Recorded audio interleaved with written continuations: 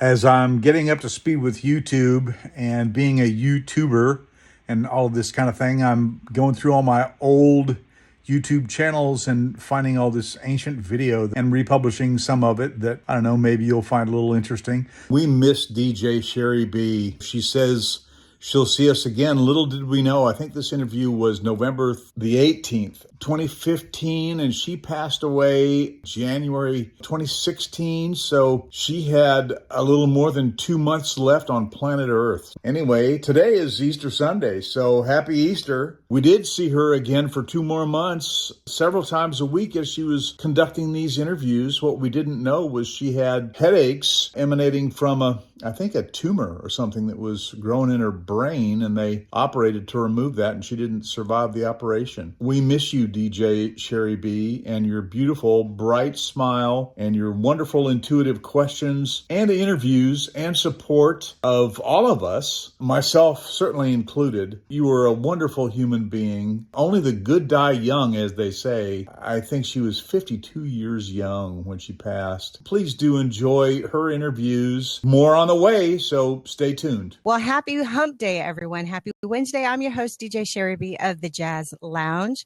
I have my two favorite co-hosts in the world, Jas Miller and Mark Schwartz, joining me. How are you guys? Very well. Doing great. Excellent. Excellent. Thank you for being here. Always, always, always appreciate that. Thank you, everyone, for being here in the room with us right now. If you have not done so, could you please tell a little bird so we can let everyone know that we have the infamous keyboardist, Greg Manning, in the Jazz Lounge. Good morning, Greg. How are you? I'm good. Thanks for having me. How are you?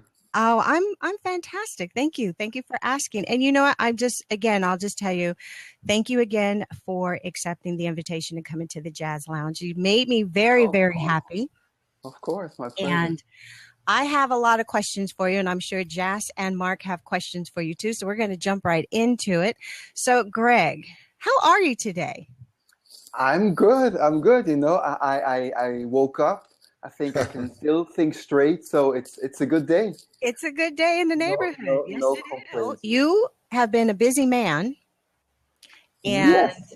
You were with Rocco Ventrella a couple of weeks ago at Spaghettini. Then you were just with Adam Hawley and a few other people performing with the LA Collective. Yeah, what's up with that? Oh, it's actually a very cool band, and you know, initially it was put together by Dave Koz. Oh, really? I didn't know that. Yeah. Actually, Dave put it together because we performed for him on his cruise. He invited us to play on his last Alaska cruise, and he actually gave us the name and put the band together. Wow. Yeah. Well, I just have a blast playing with those musicians. You know, great musicians. Adam Hawley, Daryl on bass, Tony Moore on drums. It's a killer band. Everyone that I've interviewed that you have laid the keyboards to their songs, you've connected with some heavy hitters, and you're a heavy hitter yourself. And I want to know about your groove. Where do you find your groove? In life or musically? Both. Give me both. It's actually interesting because I think I'm a very laid back person, and I'm not very outgoing. I don't go to clubs. I don't go to parties. But you know, rhythm, groove is I think it's something you're born with. And I love African music, you know, tribal music, just drums. Even if there's no pitch, no melodies, no chords, to me, rhythm, drums, they actually speak. So, you know, talking about groove, maybe there's a connection there. It has. It has. Go ahead. Yeah. And then, so where do you find your inspiration? How do you find the groove to lay down on a track? Very good question. Very interesting question right now, because as I told you, I'm working on my next record for Kalimba. And of course, I want it to be a Greg Manning record, but I also want to show that I'm listening to the world. I want to show that it's going to be out next year. So I want to reflect that it comes out in 2016. So I want to have modern grooves on it. And I think sometimes, you know, not to knock anybody, but sometimes in smooth jazz, contemporary jazz, you hear a lot of stuff that you've heard before. Mm-hmm. And for me as a producer, as a composer, arranger, it's a challenge to do something familiar that people can identify with and say, oh, this is Greg Manning, but still give them something new. And especially, in electronic dance music, EDM, Yes. I think what's happening there right now, especially for keyboard players, is very interesting, very exciting to me. So I'm listening to that genre a little bit, and I try to let it influence my music as well. So you're saying you're working on a new album right now, and Yes. you're going to release it in 2016? Probably first quarter, yes. Okay, how many songs are on there? Yeah. I'm going to have 10 songs on it. Ooh. Possibly 11, probably 10. Nice. You still is a little bonus track. Yes. Have you chosen the radio single yet? Not yet. Right now I just write. I do MIDI demos, and I basically let the radio people worry about what's going to be the single. I don't really think about it. You let them pick it, really? Yes, yeah. I gotta tell you, I've been very lucky so far. Jason Goroff out in Las Vegas, he does all my promo. He does the promo for the label, and he's been absolutely fantastic at picking my singles. So, now, aren't you your own label? No, I'm not. I actually got signed to Maurice White's record label, the founder of Earth and Fire. Okay. I got signed to them last year. All this time, I thought you had your own label. Yeah. I don't know why I thought that. Well, my very first record, The Calling, was self-released. It came out on my own label. Okay. But now I actually got signed to a proper record label. Okay. And you're bringing all your buddies to it too, aren't you? Yeah, well, I connected Adam Hawley with the label. They liked what he did, and he got signed to them as well. Yeah, absolutely. Yeah, I'm very happy for him. I think he's in a good place.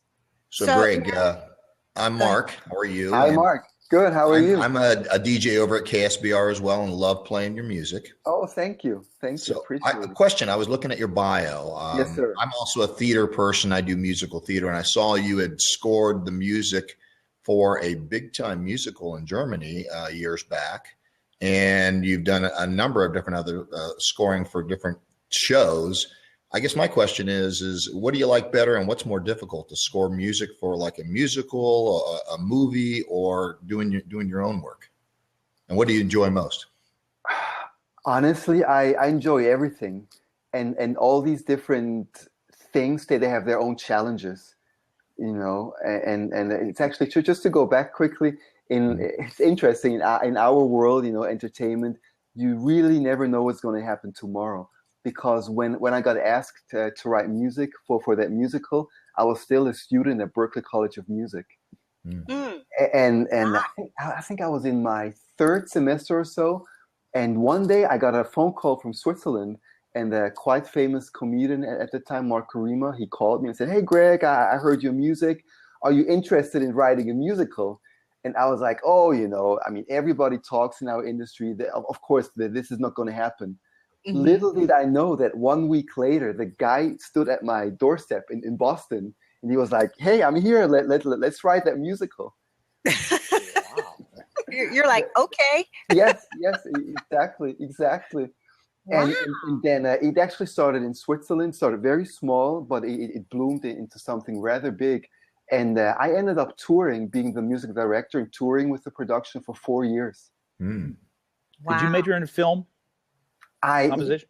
I got to admit, I'm basically a college dropout, because I just wanted to take a sabbatical, interrupt Berklee for like half a year, and then go back.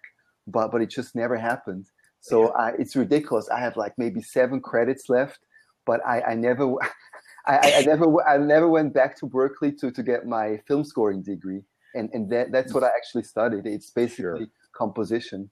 Wow. You went to work before you graduated. Yes. Yeah. So has it always been keyboards for you, Greg? I'm a one-trick pony. Yes. Yeah. Originally, though, in back home in Switzerland, I started playing drums for a rock band for about a month. And you're like, nah, not for me. Yes. And you know, my biggest hero is Stevie Wonder, of course. And his main thing, I mean, you know, he plays great harmonica and drums and everything, but his main thing, I think, is keyboards. Have you reached out to him and play with him? No, you know, in certain things, I'm such a chicken. I just. So am I. Oh, okay. So I'm in good company. It's almost kind of weird because, you know, you don't want to meet God in this life. So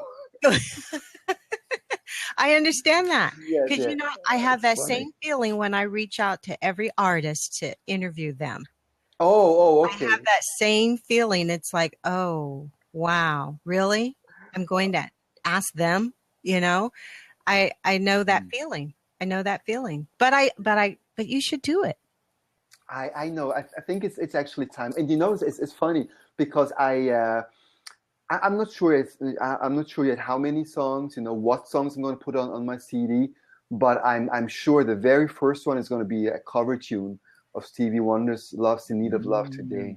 I just love that song, and I think it's time. You know, we need to listen to those lyrics more. Yes, we do. We do. I think that would be so amazing. Yeah. That would be very. So and just quickly going back to Mark's questions, you know, I hope I answered everything. But you know, I've done many different things. I composed for musicals.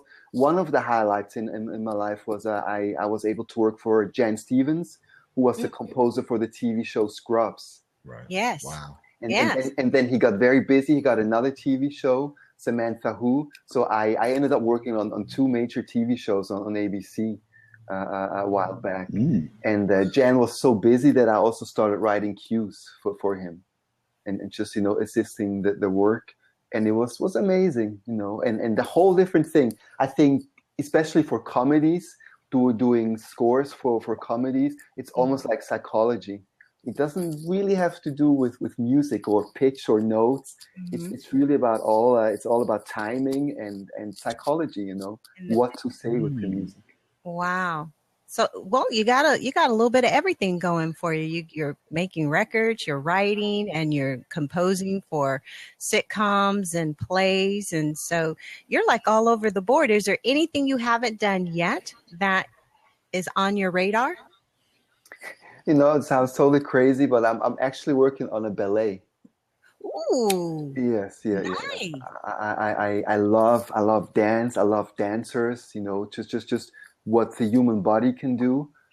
The beauty, the grace of it. I think it's amazing. And you know, combination dance, music, maybe some multimedia stuff. That's in the back of my head, and eventually I want to do it. That's interesting. Is there a ballet in mind? I don't want to mention the name because it's like, you know, stratosphere, but yes, definitely. That's okay. That's all right. That's a fair question. That's a fair answer. We'll be waiting.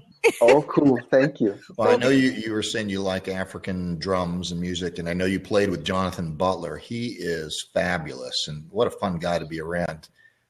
What else have you done with Jonathan? You know, I traveled with him for almost 10 years.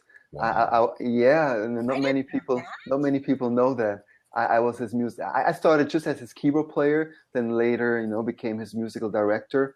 And I was on the road for 9 years with Jonathan, and I love the guy, and it's just really, I mean, musical genius. I've met a lot of talented musicians in my life, but just I've never seen anybody, maybe besides Kirk Whalum, but I've never met anybody else who's so connected to their instrument. For him, you know, when unfortunately still to this day, when I play piano, I kind of have to think about it, you know. And I think Jonathan, he probably came out of the womb with the guitar. It's just yeah. Well, watching him play and the smile on his face and how he is connected with his instrument he is a performer. Yeah. Oh, absolutely. It's amazing. It's amazing to watch, and you know, and also of course his playing is great, but also his singing. I think he's an amazing singer. And I've seen funny things, you know. He performed when he had a bad cold, never missed a note. You know, can still sing up into the stratosphere. I don't even know how this is humanly possible, but he's just so connected to it. Now, do you sing, Greg? I do backing vocals on my records. Yes. Okay. Yeah. But I do not consider myself a lead singer. Not at all. On Cruising Down the Road, how did you come to choose Vincent Ingala to play the sax? You know, when Vincent started, when he had his break at the Newport Jazz Festival, I was actually in his band. So I've known him for a long time. I was there. Oh, yeah. I was there too. I was cold. I had like a black parka on. I was cold. Yes. That was one of the cold ones in Newport Beach. Yeah. You remember that, right? Yes, I'm like, they don't sell enough coffee around here. I know. But I clearly remember it was amazing because, you know, we played on the side stage. Mm-hmm. But you probably remember the second Vincent started playing, everybody moved to the side stage and started listening and watching him. Because they're like, who is that sax player? Who is that guy? Yes. And so when did you first hear him and then made a decision that you wanted him on your CD? I definitely knew, just because of the range of the melody, I knew that it needed to be a tenor sax, not an alto sax. Mm-hmm. And just in general, there's like more alto players out there, but I needed a tenor player. And I thought, you know, Vincent would be the perfect guy for that. And I just gave him a call, and he did it. And one fun thing, you know, usually I'm here at my little studio, and you can see like a professional microphone in the back. Mm-hmm. The way Vincent recorded his saxophone part, he had this little clip-on mic that he put on his saxophone, and he walked around the living room while he actually recorded the song. Wow! So he had so much fun with it, and I actually think you can hear it. So it's not like a statical recording. Yeah. He was really having fun. He was moving around. So sonically, it's not really perfect, but it doesn't matter at all. As long as it puts the feeling out there that everyone is receiving of what you're putting out. Exactly, absolutely. And, you know, in terms of radio play, that has been my most successful song ever. Cruising Down the Road. They've played it like crazy. What's one of my favorites at KSBR? Thank you. Thank you. It's like, ooh, we turned this one up. It's your bass lines, man. It's just. Thank you. That's one thing, you know, I don't play the bass, but I think at heart I'm actually a bass player because I hear music from the bottom up. a lot of my songs they start with bass lines. Sure. Wow. Right. So how did you go to choose Daryl Williams? Williams, yeah. Oh, he's always been one of my favorite bass players, and we played together a lot. Mm-hmm. And actually, you know, thanks to him, I started playing with Huge Groove. He recommended me to Huge, and I've been doing some festivals over the summer with Huge and Peter White. And it's been a great experience. Wow! But I've known Daryl Williams for a long time now. Wow, you play with, like I said, you play with some heavy hitters. I should say they played with you, and you're a heavy hitter in my mind. So, and thank you. I'm just a keyboard player trying to play the right notes. You're an amazing keyboard player. You're very humble. You're an amazing keyboard player. And I feel that's why I was asking you before. It's like, how do you find the groove? Because it's like a soulful, funky beat that comes through. And it's like, how do you do that every time? It's just like, I'm waiting for the keyboards to kick in. I honestly, I don't know. And I think it's just part of me. Mm-hmm. And I don't even try to analyze it too much, because I think if I analyze it too much, it may get lost in the shuffle somewhere. So I don't even think about it. But I think, you know, it definitely has to do with the way I hear music. I hear music in a certain way, even the way I program computers. Mm-hmm. And I think really a lot has to do with Stevie Wonder. When I grew up, I listened to him almost exclusively. And just, you know, that the feel in his music, I think is incredible. And I think subconsciously, I'm still trying to emulate this. Subconsciously, I'm still trying to write a song as good as Stevie can write. Oh, you write very well. Very well. Oh, thank you. I'm not fishing for compliments. No. And I'm not, and this is not a superficial compliment. Yeah. When I tell you, it is not. So tell us, what is your favorite Stevie Wonder album? You know, I don't have one. I don't have one. I think they're all amazing. Yeah. What I've listened to it the most is definitely Songs in the Key of Life. Mm-hmm. That album changed my life because, you know, I've said it many times, but I grew up in Switzerland near Zurich, and I wasn't really interested in music for you know, it's funny. Yeah. A lot of people have this reaction. They're like, "What?" That. And now you're the amazing keyboard player. Yeah, it's kind of weird, you know. My classmates, they all had their favorite singers, favorite bands. I wasn't really into music until one night I heard "Isn't She Lovely" of that record, and I was like, "Whoa, what is that?" And I just wanted to know more about the artist, about the instruments, how it was recorded, how it was produced. Well, I saw that your parents, though, were introduced you to jazz, and they must have been musicians or singers themselves. No, they don't even play instruments, but they love music. Yeah. And I think, you know, early on they exposed me to music, but I just wasn't that interested until I heard Stevie. Wow. So then what made you choose because the keyboard, because of Stevie Wonder, you wanted to play like he did. So that was the deciding moment there for you. Yes. And when did you play your very first Stevie Wonder song professionally? Because I'm sure you practiced at home. Yes.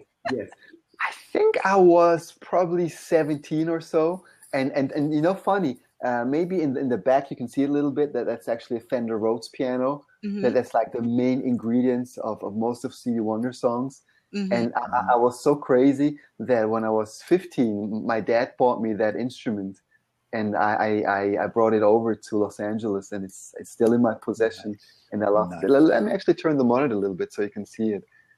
This is a Fender Rhodes piano right here. And it's an 88 keys, and it's just, you know, it's my little treasure. That's your first one. They're your first baby.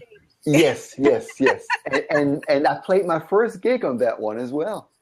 That's going to have a lot of history. Oh yeah. I would never sell it. That's fantastic. Oh, I love that. I love that story. I love that. What I want to do is I want to play one of your songs in the background. So cool. I don't have a way to turn it down. So I don't know if you guys need to turn it down on your end. And I'm just going to go back to the Cruising Down the Road with Vincent and Gala. And I just want to know a little bit about this. That first beat right there. And then I hear the keyboards.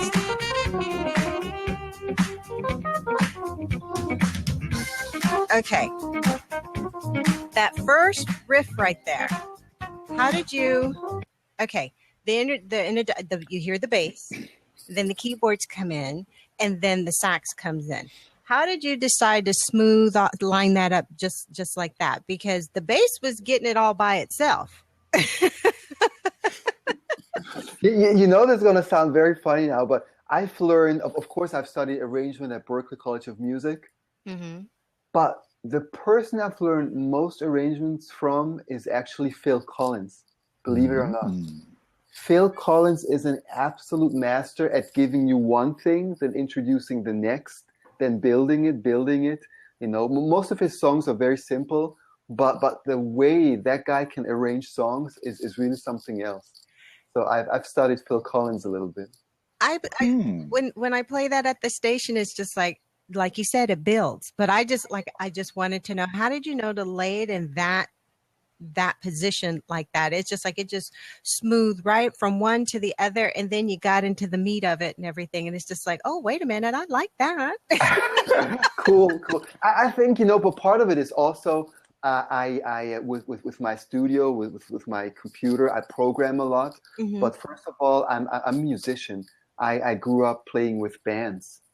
So, you know, a lot of stuff you hear is actually simply how a band would play it. You know, the drums start with the bass, then the keyboards will come in, and then the melody is stated, sax player plays his thing. It's just, you know, it's like a conversation.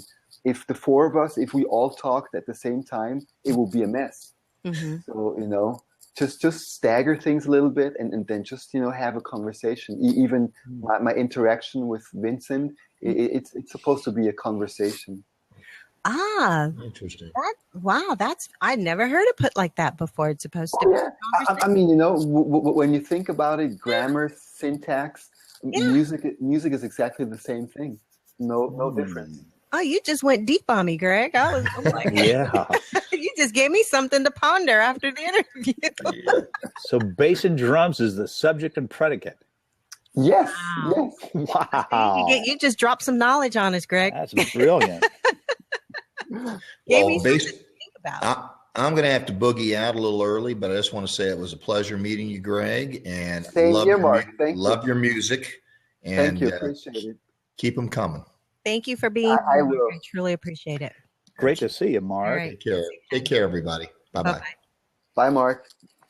So then, okay, so let me play a little bit more of that because I have another question for you on cruising down the road because this is my second favorite. Okay.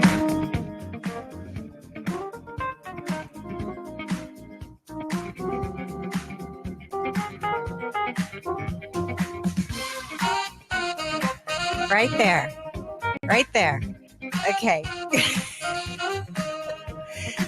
The sax comes in and like, okay, as you say, it's a conversation between the instruments.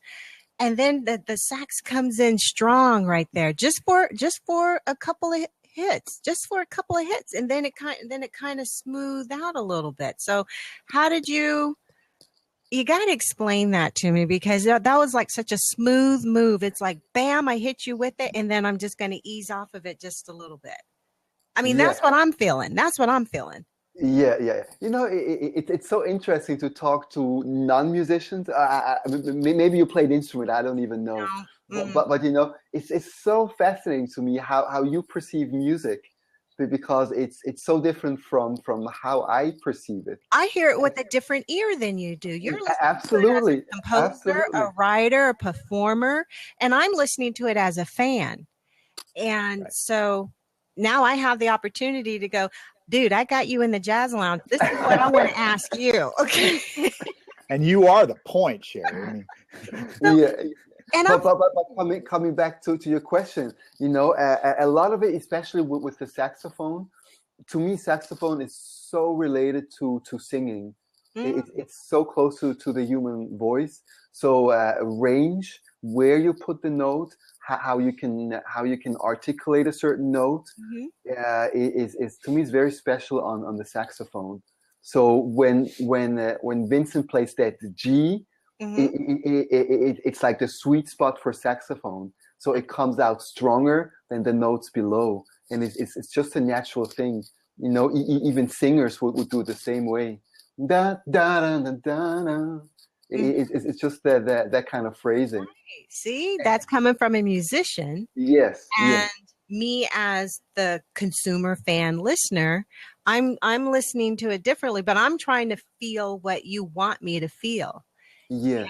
But there are certain parts of it that will stick out to me, and I would go, now what made them do that? Yeah. Interesting. It really is. And I just love knowing what was going on in your mind. What was, you know, where was your mindset when you were laying this? Do you envision being somewhere or doing something? I mean, because you're obviously working off of a feeling. Yes. So do you have a visual location when you're feeling this? And I'm just trying to know, because when I'm listening to it, I'm like, I'm on the dance floor. I feel myself on the dance floor. Cool. No, to me, I'm just trying to create a vibe, a feeling, and I never picture a location. In that regard, I'm not a very visual person. Okay.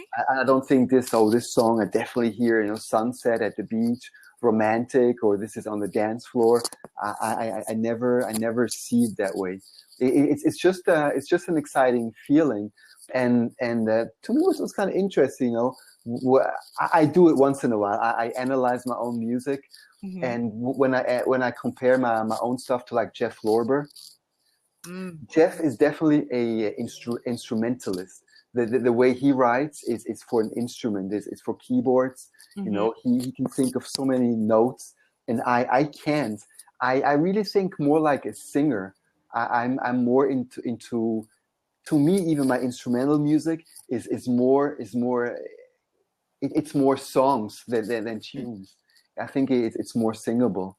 I think if I had a lyricist, you could easily put lyrics to all of my songs. And not to compare, but in some of Jeff Lorber's tunes, there are just too many notes. It's not even possible to really sing it. So my stuff is very simple, very singable, and I just love clear melodies, strong melodies. I like it too. I like it too. Now, I'm gonna go to another song. I want you to talk about "Groove Me," but before we move to that, I see behind you, you're in front of another keyboard. Which one is that you're in front of? That one? No, not that one on the floor, but the one that you're sitting in front of. That's like right below you. Oh, this one? Yes. Oh, you can't really. I see it behind you. The camera because the camera. Oh, I see. I see. Now I got it. Very clever. I see all, Greg. I see all. Should I be worried? I don't know. Wait, you're hiding. Where do you think I might see that I shouldn't? I'm not wearing pants, so. No. Just to clarify. And he's wearing shoes. This is actually my workstation in my little studio. This is my main keyboard, and it's a Yamaha S90. And I love it. The keys are like a hybrid between like real heavy piano keys and synthesizer keys. So it's like a hybrid. What's the one leaning up against the mirror behind you? The one you were pointing to before? Oh, that's a Moog. It's a Moog Source. It's a very old analog keyboard, and now I'm giving all my secrets away. That's actually my secret weapon for synth bass. But that's I get secrets out of everyone, Greg. Good. The Source. I personally think that the Source is even better than the Mini. For keyboard bass. Oh yeah. It just whatever you do, it just sits perfectly in the mix for basses. What's the difference? 3 oscillators still, or that's exactly different. It has 2. Yeah, one less. And I think the bottom doesn't really synth basses. They don't really need 2 oscillators in my opinion. Okay. So how many keyboards? It's thick. How many keyboards do you have? Just those 3 that we see? You have more? Oh, I have more. I used to have a lot more, but actually I cannot really. Well, you just. Oh, I see one right over there. Yeah, I see it in the mirror. I have a P200. It has regular piano keys, little heavier keys, so I can really practice. And I have an old Roland XP30. But actually nowadays, I turn this a little bit. Nowadays, a lot of stuff is not physical anymore. A lot of keyboards that I have, they're actually software based. They are in my computer. They're not physical anymore. So I have a lot of virtual keyboards set up in my computer. Which one do you take out with you on the road? It's always the 2 same, the S90 and my little XP30. And your little friend right there. Yes, exactly. Okay, now I want to play Groove Me. And I want to ask you something about Groove Me, okay? Everyone in the room, thank you for being here. If you're not already doing so, please follow Greg right now on it's reloading itself. Please follow him here on Twitter. And then I'm gonna play Groove Me. And Okay.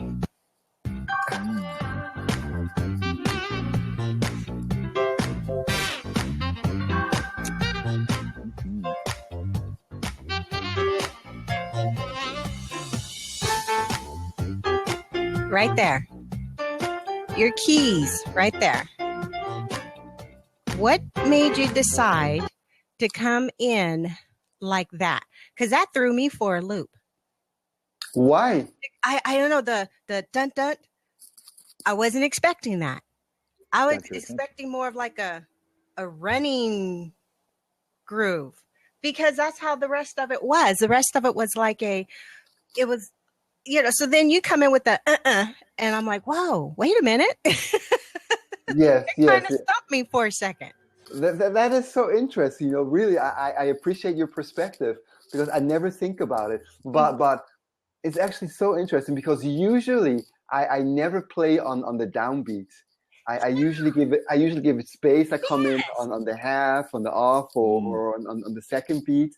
But when you think about it, George Benson, one of his signature licks is actually on the one. It's like da da, and that's exactly what I did. That's okay. All right. See, I had to ask you, because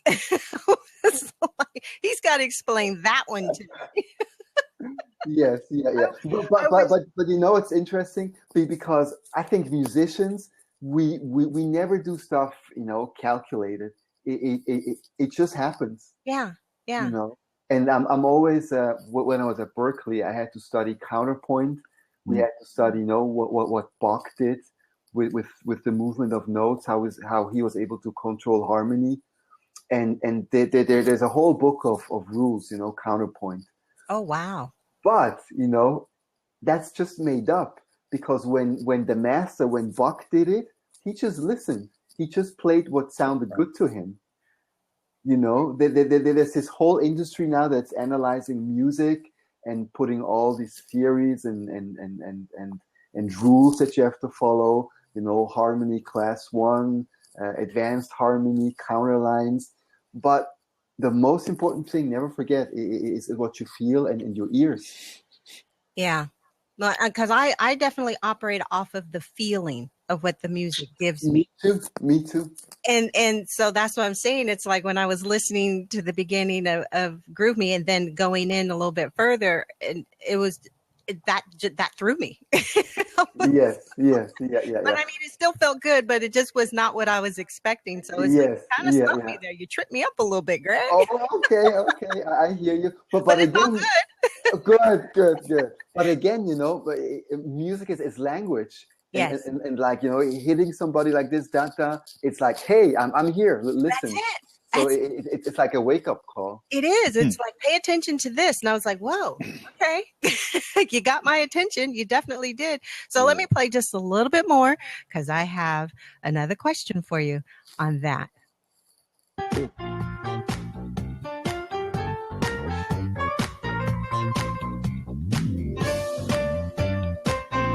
Okay.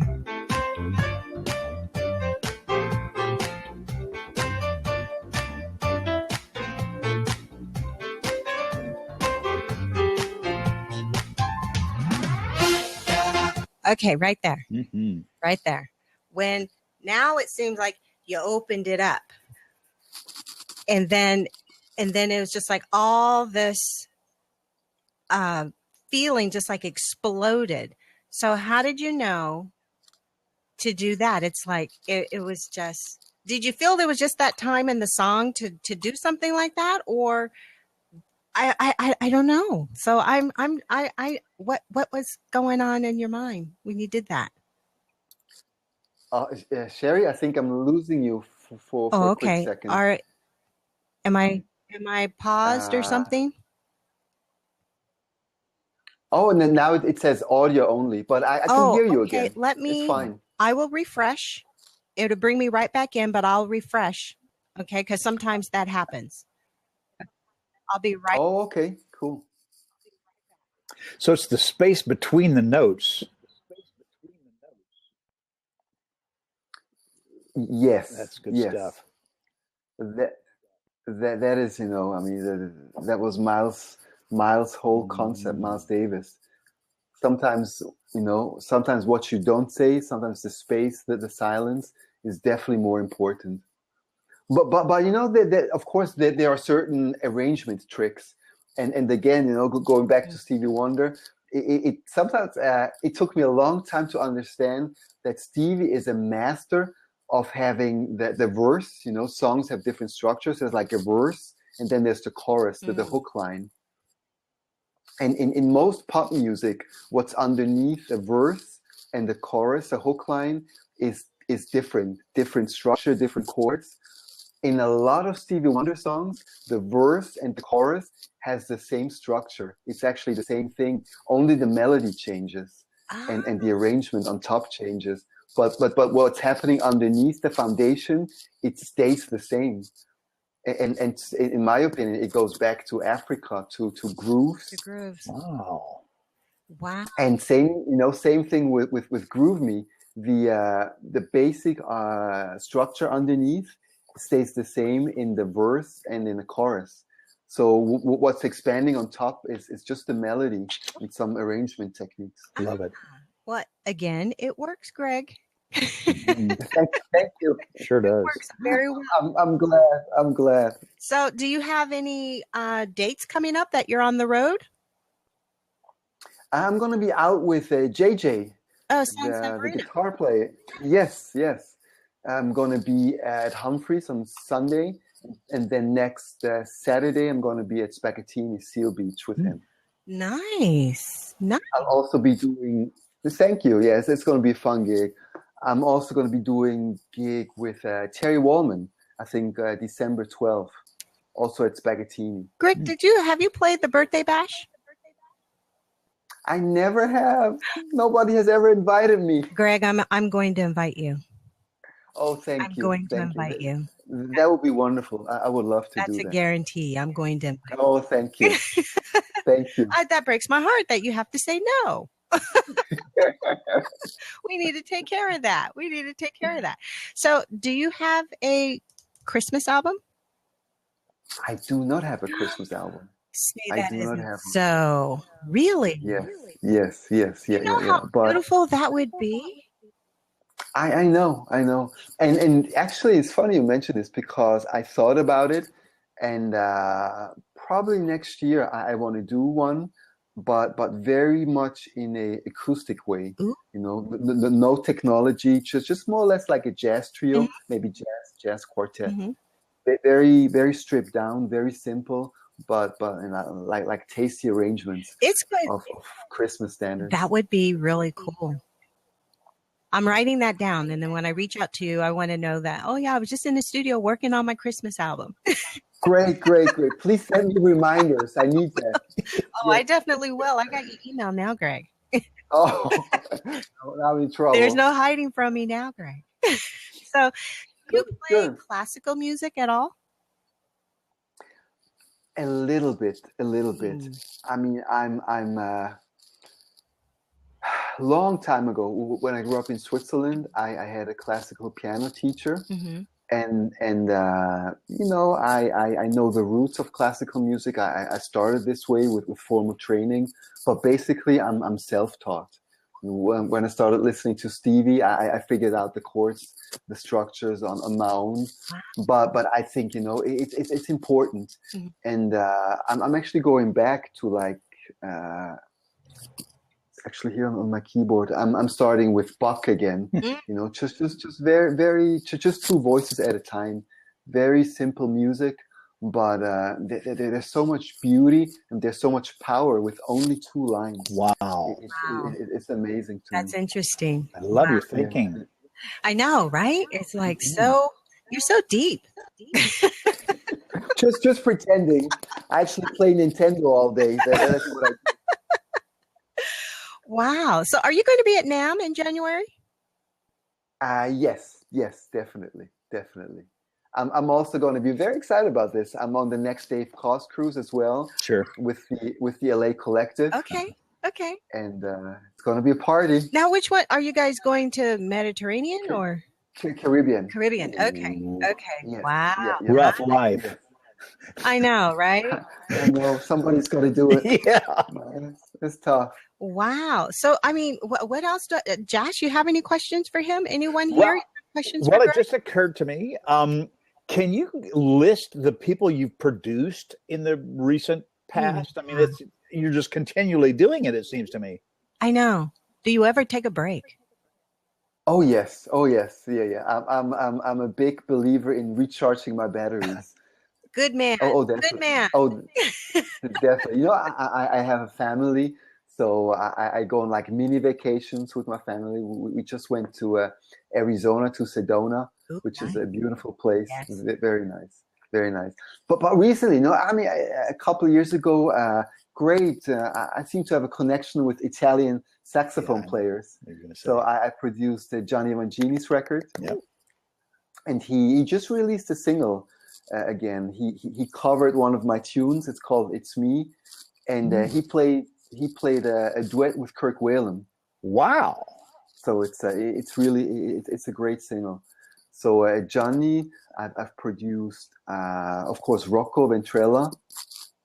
He's been doing really well with his record, and I'm so happy for him. You know, and he just sold out his Spaghettini concert, and you know he's based in Bari, in Italy, so for him it's not easy to come over here. It's not easy to do promotion, but again, somehow, you know, the strength of his music was good enough to really make a dent. Yeah. And the single that's out that I produced as well is getting a lot of radio airplay. Mm-hmm. So I'm happy for him. So I'm guessing probably Craig Sharmat and that connection came about through film or something. How did Craig find me? He contacted me. It's funny you mention this because last Friday with another composer, with Jan Stevens, we actually drove up to Santa Barbara to spend the day with Craig Sharmat. He moved up there, and we just, you know, we drove up there and just had lunch with him and talked shop. It was really good. I'm getting old. I don't really remember how I connected with Craig, but I play in his band, right? And I had the pleasure of playing on his 2 previous CDs. Co-wrote, didn't you? Yes. Agua do Brazil. Yes. Mm-hmm. Yeah. Which did well on the charts. Got a lot of airplay. I want to play Dance With Me because I have a question with that too. Oh, okay, sure. I'm here. I know I got you in the hot seat now, Greg, so there's no running from me. Okay. Just ask anybody in the room, they'll tell you.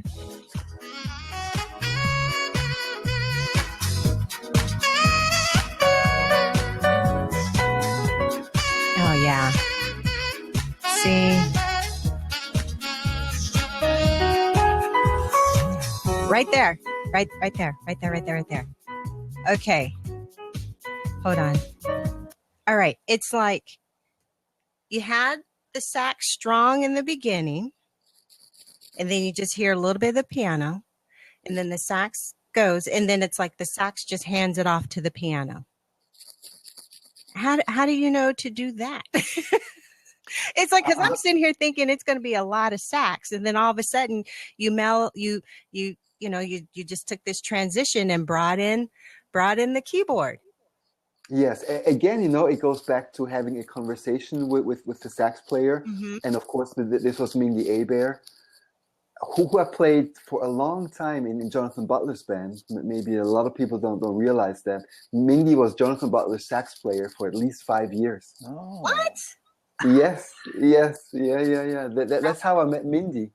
And we've been friends ever since. And she's such a sweetheart. She's, you know, one of the superstars in the genre.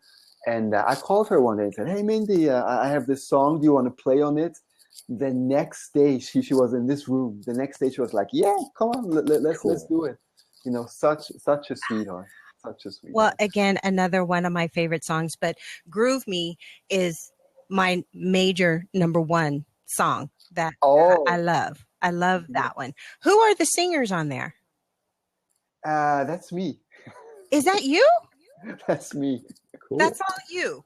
Yes. It sounds like there's like 3 or 4 people singing that part.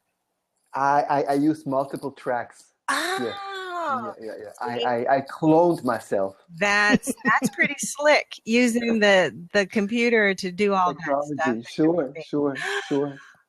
You had me fooled. I thought it was like, 3 or 4 backup singers. Yeah. No. That's just me. But again, going back to your question, the transitions. Yeah. That's basically Mindy. The way she phrased it, the way she comes in and out of the particular section. That's Mindy, and it's just being a masterful musician and just being able to listen to your musical environment. Wow. I want to play a little bit more, just a smidgen more, Okay. because I have another question for you. And then to give everyone a chance to hear your music too.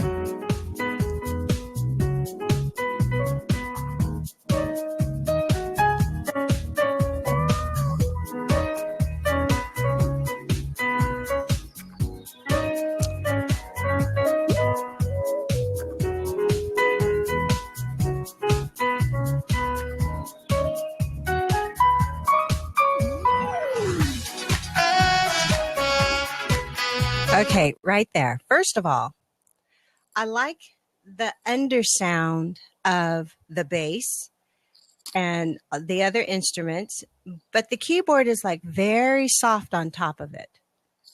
And it's not drowning it out or anything, but you could hear the 2 different levels. You've got the bass and everything just kind of like in the background, and the keyboards are just kind of dancing across on top of that. How did you know to do that? Because it has such a beat to it that I would think that the bass and everything would be much harder and louder, but it's like the keyboard is just on top of it. Just keep it in place. Just you stay in your spot. This is my spot. So how did you know to layer it like that?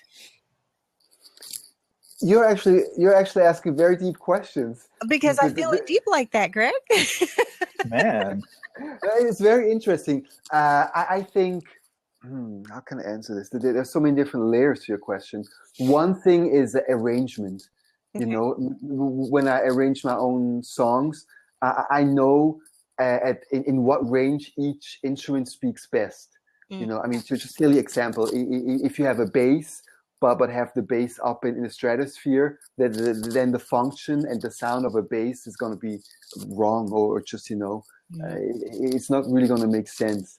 If you have a piano that is too low in the intervals, or too low with the chord structure, it's not going to speak right. If you have the saxophone in the wrong range, it's not going to speak right. So first of all, if the arrangement is right, then the mixing process, how you actually mix it for the record, is going to be much easier. Because each instrument has a specific role. You have the drums doing one thing. The drums actually, it's all about occupying space in the whole sound. Yes. If it's a mess and all the instruments are all over the place, then it's for the ear, it's very hard to distinguish what's what. But if the bass is here, the drums are here, everybody has its own little space, then it makes a lot more sense for the ear to pick up everything.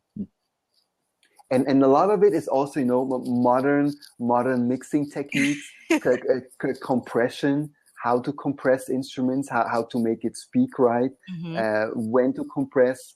Sometimes it's okay that something is louder, sometimes it's not okay. So I think it's all a matter of taste. And again, we're going back to the same basic thing. It's all about the feel. Right.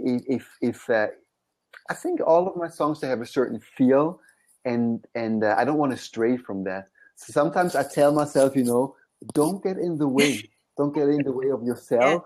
Don't get in the way of the music, because it's actually already there. Do you dance, Greg? I'm probably the worst dancer in the world, because I'm playing all the time. And as a kid growing up in Switzerland, I didn't really go to the clubs. I was busy practicing at home. That's hard to believe. You don't want to see me dance, trust me. That's hard to believe with those three songs. Right, but musicians dance from the neck up. Yes. I Get that agree. neck groove going. Yes. That's hard to believe with those 3 songs right there, Greg. I thought you were going to tell me, I tear up the floor every chance I get. Oh yeah, I do. Sure, Sherry. Sure. Every Saturday. So I bust a move every Saturday. No, that's unfortunately that's not the case. Well, No, but again, I said in the beginning that I'm thinking about writing a ballet. I love dancers. To me, just groove, movement, the human body. It's like one thing. One of my favorite percussion players. He also used to play with Jonathan, and I have him on my records. Is Manyango Jackson.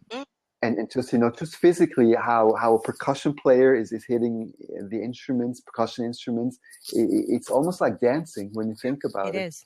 It really is. Well, before I let you go, Greg, I would like to take a picture of us. Oh, cool. I'm going to take two. It takes a little bit of time. So while I do that, I'm going to let Dance With Me play in the background. And so if we just look right here. Dance. And I will take a picture, or I'll try. I'm not that good at this. I'll do it too. I'll let you know when I'm ready. Okay, 3, 2, 1. All right, it's loading that. Then it takes a second or two, and then it'll let me do another one. So. But I just love your music, Greg. Oh, thank you. Thank you. It means a lot to me. Me too. And everyone, I'll put his website in again. And then you can take a listen. Check out his calendar, his bio. And you'll be able to be in contact with where he is and what he's doing. And I love your webpage, too. It's very easy to maneuver. Oh, thank you. Very easy to maneuver. Okay, so I got the first one. So we're going to take one more. Just bear with me here. Everyone follow him on Twitter. Follow him on Facebook. And 3, 2, 1. Okay, we'll let that load. Fantastic. I'm so impressed with this technology. It's amazing. Isn't it amazing? It's really, really cool. And the more, every day it just seems like something new comes out that you wouldn't even think that you would need. Yep. Then once you figure it out, it's like, how did I ever go without this before? It's just amazing. When I interviewed Rocco, he was in Italy. Wow. And he called in all the way from Italy, and we had great connection. We had a couple little, buffering issues and stuff. It depends on everyone's computer speed. Sure. But for the most part, wonderful. I interviewed Ollie Silk. He was in...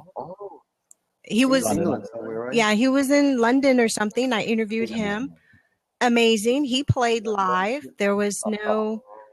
issues with the sound or anything like that. So this is just amazing what Blab has provided for everyone, however they want to use it. So Oh, fantastic.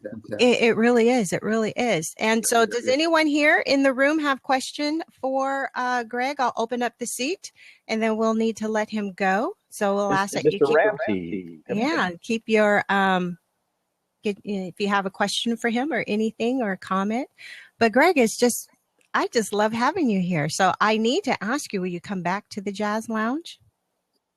I have to think about it. It was so stressful. Of course. You have to take your pants off and everything. Well, just remember, we can see behind you, Greg.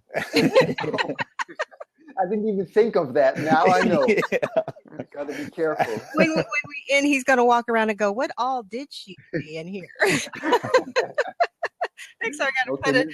No, it looks great. Look, hey, that's the cleanest studio I've seen. Oh, really? Good. Just like your melodies, man. It's awesome. The space between the keyboards. It was so nice to have you here, Greg. Yeah. Thank you so much. And again, thank you for answering my request and granting it. I can't tell you how much that means to me. And I love your music. I picked it apart No, that was priceless for me, you know, just to hear how a regular listener listens to my music. It's amazing because I do not think in those terms. Yeah, just like I don't think in how you're composing it and putting it together. Yeah, I yeah. don't. I know there's a whole lot more that goes on in your mind, and or like you said, arranging, composing, and picking the person that's going to play this particular part and everything, and then just to pull it all together. And then you go on stage and you perform, and you're hoping that we're receiving what you're feeling, and you feed off of what we're feeling from you. And then now I have you here and I have a chance to tell you, dude, what were you thinking on this part?